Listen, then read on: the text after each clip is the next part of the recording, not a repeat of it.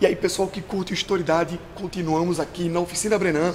Hoje nós vamos falar com Camila, uma das monitoras do espaço. Tem um conhecimento massa sobre esse lugar. Tenho certeza que esse bate-papo vai ser muito legal para vocês aprenderem ainda mais sobre isso aqui.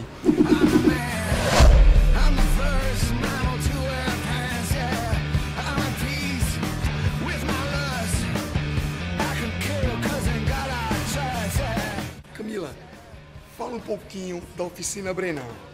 Então, esse espaço aqui antigamente funcionava uma olaria, era uma fábrica de tijolos e telhas, e essa olaria pertencia ao pai de Francisco Brenan.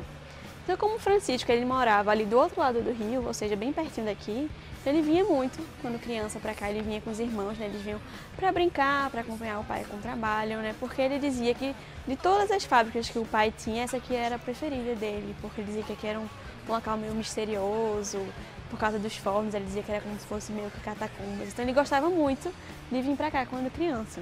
Então esse sonho de criança, de viver nesse espaço, já contando com esse convívio com a cerâmica, despertou também o interesse dele pela produção artística. Agora, quando foi, Camila, que essa arte começou? Eu lembro que a gente conversando agora há pouco, você tinha falado para mim que ele teve um contato com um restauro, não é isso? Um pessoal que restauraria algumas obras para o seu Ricardo, que era o pai dele, e aí foi quando ele começou a se interessar. Conta um pouquinho dessa história. Então, o pai de Francisco Brenan, ele sempre foi um grande apreciador de arte, tanto de música, de literatura e da pintura principalmente.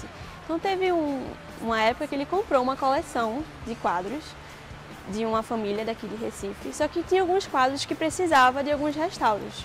Então ele contratou esse restaurador que tinha aqui em Recife, que eu não lembro o nome agora, e ele encarregou o Francisco de ir lá acompanhar o trabalho, ver como é que estava o andamento, Então o Francisco foi até lá e se encantou com o ateliê desse restaurador e começou a querer estar lá acompanhando o trabalho dele, ver como é que ele trabalhava. E muitas vezes ele deixava de ir para a escola para ir até lá o ateliê do restaurador para ver como é que ele trabalhava. Então foi a partir desse momento que ele começou a despertar mais para a arte, A questão da arte mesmo, Isso. Ele já convivia com essa produção de cerâmica e aí ele começou a fazer esses links com a arte ainda criança e aí ainda, pessoal, pelo amor de Deus, o mestre Francisco Brenan faltou um pouco das aulas para produzir também muito conhecimento. Tá perdoado, vale a pena. Camila, sobre a oficina hoje, quais os espaços que tem, o que é que tem a Oficina Brenan e o que as pessoas que vêm aqui podem apreciar, podem encontrar? Então, aqui a gente tem um espaço bem grande e todo mundo conhece o Francisco Brenan como ceramista, mas além disso ele também é um pintor. Então aqui a gente vai encontrar várias esculturas dele e também vai encontrar pinturas. Então é um acervo bem grande aqui, o acervo, se você for juntar as esculturas, painéis e quadros, tem em torno de 2.000 peças. Então é um passeio que você vai passar aqui bastante tempo apreciando a obra dele.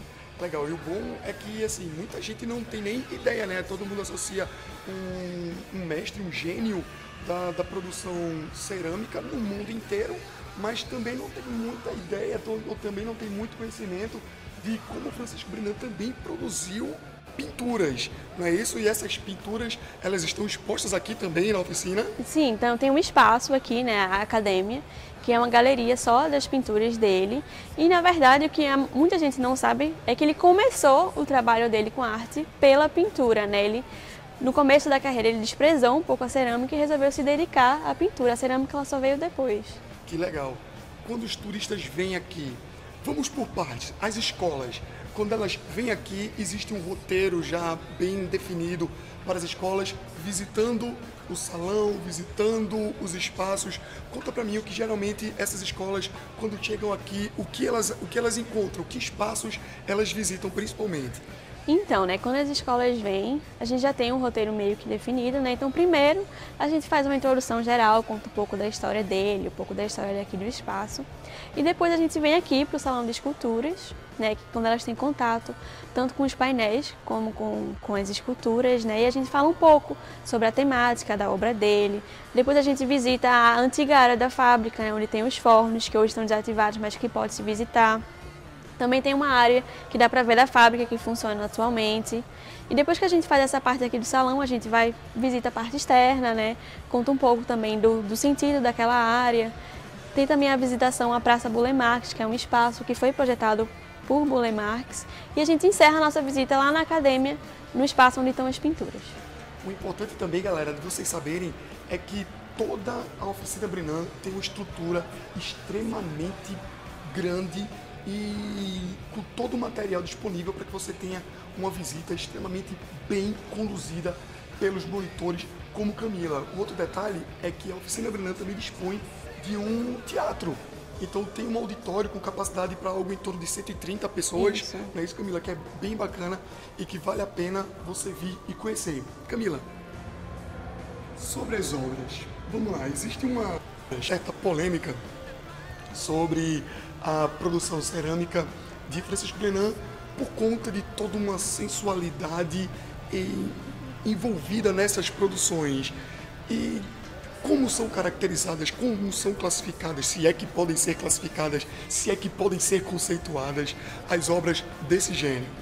Então, né, tem muita gente que considera Francisco Brenan um artista erótico, né, que esteja puxado mais para o lado sexual, só que a intenção dele não é essa. A mensagem que ele quer passar é uma mensagem muito maior.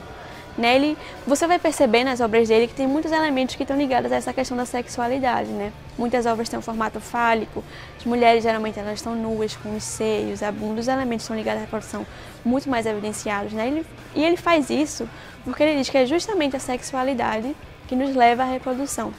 E a reprodução é o que dá origem à vida e o que nos faz perpetuar. É como se fosse uma situação, uma condição natural para a existência humana. Exato. Não é isso? Assim, o homem não existe sem a sexualidade, que aí está associada, claro, a muitas questões de caráter cultural que vão influenciar bastante a produção artística de Francisco Brenan, mas que promove com que tudo seja lindo, perfeito, sem ser chocante. Isso é que é bem bacana, né?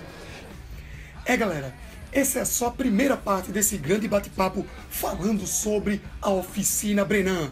Não perca o próximo vídeo na semana que vem, onde nós vamos falar um pouco mais desse lugar extraordinário. Siga a Historidade e continue nos acompanhando.